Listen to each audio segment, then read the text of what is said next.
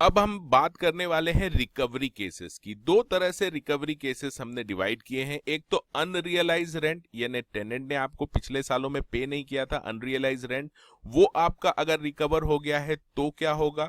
और अगर arrears of rent है, एरियर्स ऑफ रेंट का मतलब होता है कि आपने रेंट को क्या किया है, इंक्रीज किया है रेंट को, बैकडेटेड, पिछले साल से इंक्रीज किया है, तो वो इंक्रीज अगर आपको मिलता है तो उस केस में टैक्स ट्रीटमेंट क्या होगा।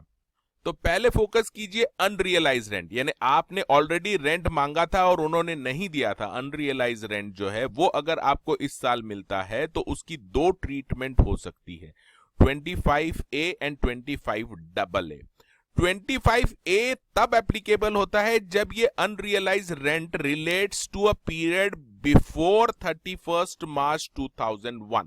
तो ये आपको डेट याद रखनी है, ये डेट है आपकी 31 मार्च 2001। अगर आपका ये अनरियलाइज रेंट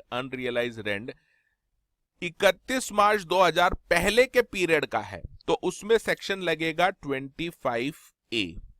और अगर ये अनरियलाइज रेंट आपका इस डेट के बाद का है, यानी 1 मार्च 2001 या उसके बाद से जो पीरियड स्टार्ट हो रहा है उस पीरियड से ये अनरियलाइज रेंट रिलेटेड है, तो सेक्शन लगेगा 25AA। तो मान लीजिए ये आपका करंट ईयर है, ये करंट ईयर है, मान लीजिए फाइनेंशियल ईयर 15-16 आपका चल रहा है, और इस 15-16 में आपको ये पीरियड का अनरियलाइज रेंट मिला है 20,000 रुपीज। तो ऐसे में आपको याद रखना है, अगर ये 25A का केस है, यानी ये जो अनरियलाइज रेंट है वो 31 मार्च 2001 के पहले का है, तो जो भी अमाउंट रिकवर हुआ है आपका वो पूरी तरह से टैक्सेबल हो जाएगा। फुल अमाउंट यानी 20,000 पूरा टैक्सेबल हो जाएगा in the year of receipt as a income from house property. तो हाउस प्रॉपर्टी की इनकम ट्रीट कर लिया जाएगा जिस भी साल में ये मिलेगा। फॉर एग्जांपल 15-16 में अगर आपको ये मिला है अनरियलाइज रेंट जो रिलेट करता है 31 मार्च 2001 के पहले के पीरियड से, तो वो पूरा आपको टैक्सेबल हो जाएगा। दूसरा केस हम बात करते हैं कि मान लीजिए ये जो अनरियलाइज रेंट आपको मिला है ये 31 मार्च 2001 के बाद का पीरियड है, और उस पीरियड का आपको अभी अनरियलाइज रेंट मिला है, मान लीजिए 30,000 रुपीज आपको मिला है उस पीरियड का रेंट जो कि 31 मार्च 2001 के बाद का पीरियड है। तो इस केस में जो रिकवर्ड अमाउंट है पूरा टैक्सेबल नहीं होगा, it will be taxable to the extent it was not included in the annual value। अब ये एक तो थ्योरेटिकल क्वेश्चन आ सकता है इसके ऊपर, तो याद रखना है कि recovered amount of unrealised rent will be taxable to the extent of it was not included in the annual value. इसका हम प्रैक्टिकल देखेंगे, प्रैक्टिकल से आपको ये पूरा चीज क्लियर हो जाएगा। अब दूसरा केस जो है वो एरियर्स ऑफ रेंट रिकवर्ड का है।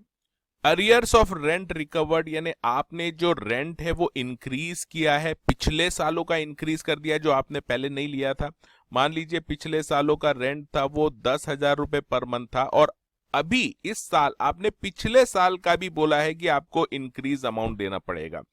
तो पिछले साल 10,000 था, 2,000 से आपने बढ़ा दिया, ये 2 सालों का बढ़ाया है, तो इसको कितना पेमेंट करना पड़ेगा, 2,000 इंटू 24, 2 महीने 2 साल का करना पड़ेगा, 12 महीने 1 साल में होते हैं, तो टोटल 24 मंथ्स का इन्होंने इंक्रीज किया है। रेट्रोस्पेक्टिवली बोलते हैं इसको, यानी पिछले सालों से इंक्रीज किया है, तो टोटल अमाउंट आ रहा है 48,000।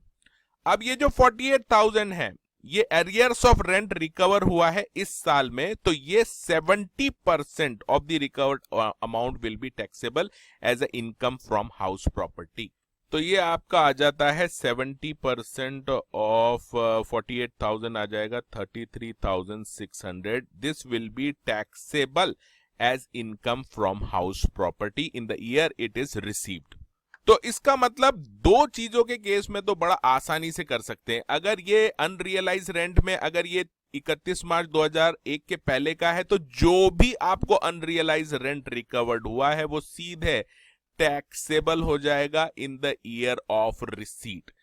और एरियर्स ऑफ रेंट की बात करें, एरियर्स ऑफ रेंट यानी आपने पुराने सालों से इंक्रीज करके अभी रिकवर किया है उसको, तो उस केस में 70% of the recovered amount will be taxable in the year of receipt as a income from house property. तो ये दो केस तो काफी क्लियर है।